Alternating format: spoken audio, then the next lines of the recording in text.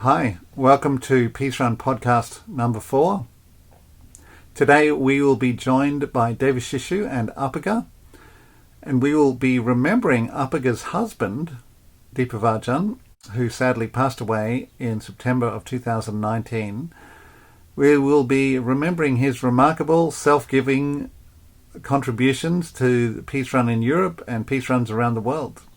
You had told this story about I think it was even on this Christmas trip about how you were the original European or Austrian coordinator. Like I organized a whole route through Styria, where I'm from. Dipavajan really didn't. He was not so involved at that time. Uh-huh. I think but he got a bit more involved. And then at the end of the peace run, we had a big Austria meeting and with all the coordinators and everybody. And then Uda Gamini said that the responsibility and the pressure was too much for her and she didn't want to continue. And she would offer her position as the leader of the Austrian peace run. And then she she looked around and everybody was waiting for anybody to step up, but nobody did. And then I got restless and then I felt, well, somebody has to do it. And so finally I decided, okay, so I will surrender myself. And I said, okay, I will do it. And then Dipavajan looked at me with a look of shock on his face and said, you? And I said, yes. And he said, no, okay, I will do it. That was the start, because he said, you have no idea how to organize. And then so he took over and he became the head of the Austrian Peace Run, and that later evolved into the head of the European Peace Run. I got involved in the World Harmony Run, that time the Peace Run in 95. Uh-huh. I became the European coordinator in 95. I took over from Chatnaschil, from Heidelberg, and that time in Europe the run happened more or less, each country did its own thing. I mean, you had various routes going through whole Europe, and we appointed one city as a European final, and then all these routes made it somehow. But within the countries, the run was mainly a national thing. And some countries did great things, big things, some countries did a very poor thing.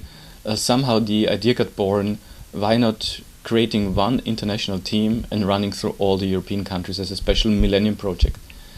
So we decided to have a route going on through all European countries, starting on 1st of January 1999 and running into the new millennium in 2000. So spent 1 year on the road.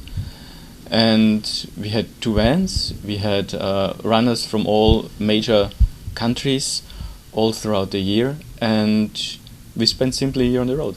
You know, once he gets an idea, then he gets completely into it.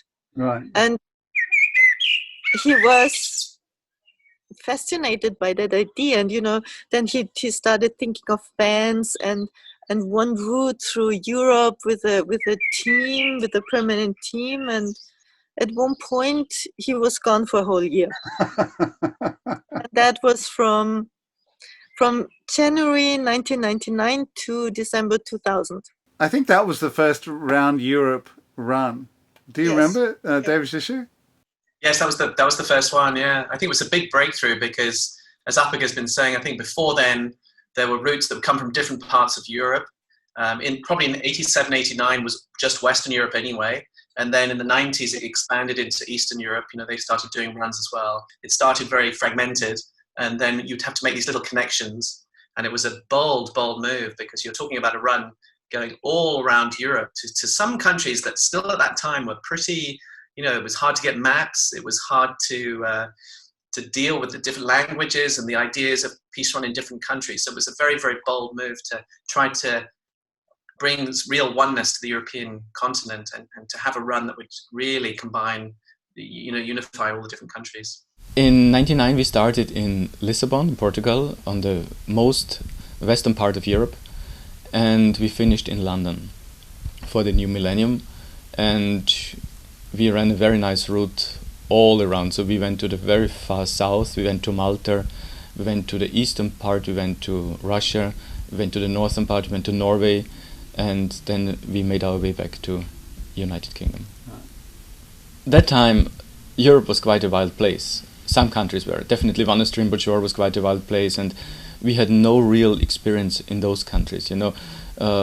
Russia just opened up a couple of years before, and it took a few years that the disciples got up to a Western standard.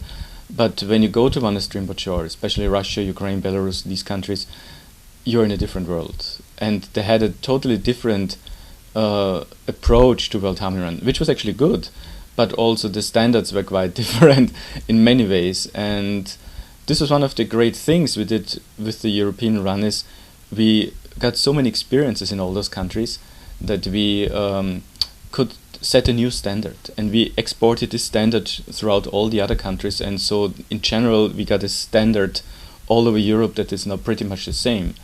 And this has not been the case in '99. So we really suffered some food poisoning and all this stuff, and it was really a funny experience. It was a tough experience, but it was unbelievably great, because you could get in contact with all these cultures and this mix, and you run a few days and then you're in a totally new culture, new language, new currency. You have no idea what's going on in this country. And so we made our way through, and we got all this experience. We collected it. I couldn't fathom what he did, because he basically organized the whole thing on the run. And that energy you needed. Otherwise, in those days, I think you would have been flapping around all over the place. You'd been lost half the time. You would have, and also, I think also the hardships that in those days they had to really bear physically.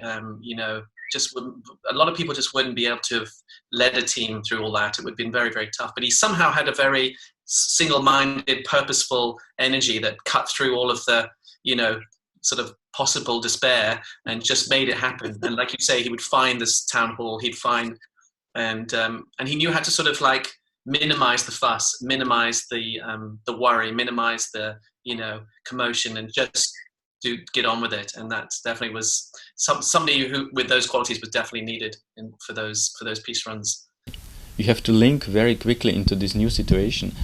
And this was the real challenge, because on one side you have to keep your own organization going, you have to keep moving, you have to let the torch move, and then you have to adopt the organization, the local setup, and so you can keep the schedule and to let the run simply happen. So this was a double task. You have to deal with the situation, you have to deal with the local organizers, and to link into the way they are organizing, and at the same time you have to perform. This is the real challenge, and it helped us a lot by doing this actually, and having actually so much time in '99, because we collected very valuable experiences, and on these experiences we built up all runs afterwards. It was really groundbreaking, because it just created what we take for granted now. Yes. And anytime you do something for the first time, I think it's much, much harder. The things they really struggled with at that time were things like accommodations, right, and running pace and food. Like at some places more to the east, they would have to survive on tomatoes and cucumbers for a week or 2 weeks or something like that.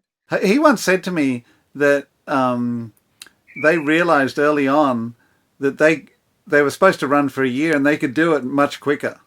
At a certain point we realized that the schedule was quite, we took a little bit too much time. We could have done the whole thing in 7 months, which is happening now actually. After '99, every other run through Europe was actually significantly shorter. We can definitely do it in like 7 months, but this is a kind of a minimum, because you have all these countries and you have to go up and down, east and westwards, probably twice in Europe. So you add up a route of approximately 17,000 miles. So it's definitely it's definitely doable faster than 1 year, but to spend really 1 year on the road was a unbelievable experience, because you get changed yourself so much. You know, when you're spending a couple of weeks on the run, it's a nice holiday. But the real transformation process starts when you're there 2 months, 3 months. It's like the long distance races. It's totally changing your personality and your way of life and your approach towards your own spiritual life, towards the world. And this happens only after a certain number of weeks or month. And when you spend 1 month on the road, you become a totally different person. For me, as his wife, like every time he came back from the peace run, he would be just a bit nicer and a bit more understanding. And so usually the work that the spouses are supposed to do, you know, in kind of teaching each other or kind of, you know, perfecting each other, the peace run did that for me. Still, I believe that the run in '99 was the best so far. And this is what everybody told me. It was because it was a real milestone.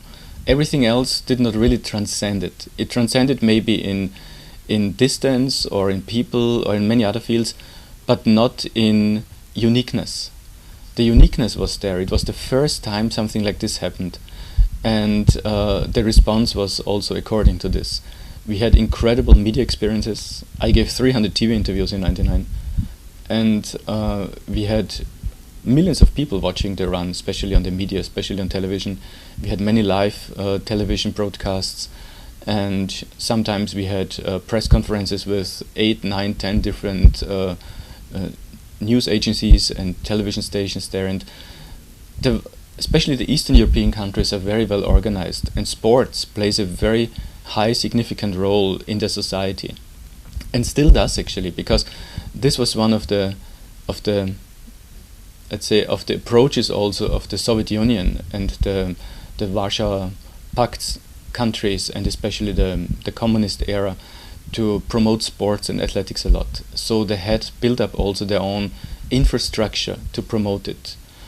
Whatever they use it for is a different case, but the infrastructure was there, and the understanding of the people and the openness of the people towards sports was there. And so athletes, for them, had a very high standard in the social life.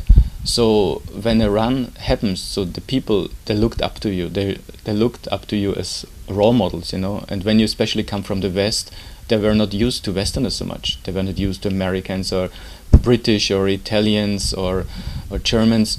Especially German is a different subject in Russia. But when they receive Westerners, they really show their hospitality, and they show their appreciation for somebody to come from so far to their country and share with them. This was a really moving experience, and it still is actually.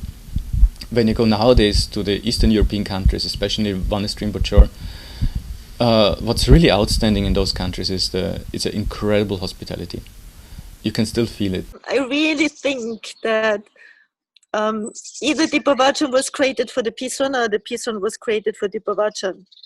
They just matched perfectly. Right. Because, you know, all these things he really loved. He loved communicating with people. He loved traveling. He loved organizing. He loved, you know, seeing new things, experiencing new things. And this is all kind of combined into this thing that is the peace run. So the whole peace run was really perfect for him. Border crossings is always an interesting part, because in Europe nowadays you have the Schengen agreement. This is like you don't have to really cross the borders with passports anymore. You have to have an ID on you, but it's pretty much as in the States. You go from one state to the next, and you don't really realize until you see a sign. In some case, I remember it was between Belarus and Poland. These places didn't have contact for 40 years. And then we came with the World Harmony Run. That time it was the Peace Run in '99. And they just met on the bridge for the first time after 40 years. And this was such a moving experience for everybody. I mean, you could really see people crying. This was an amazing thing. And this is what I personally like a lot in Europe. You have all these different cultures, and the World Harmony Run has many times the capacity to link those cultures and to merge them into a common strive for a future of oneness and being together actually.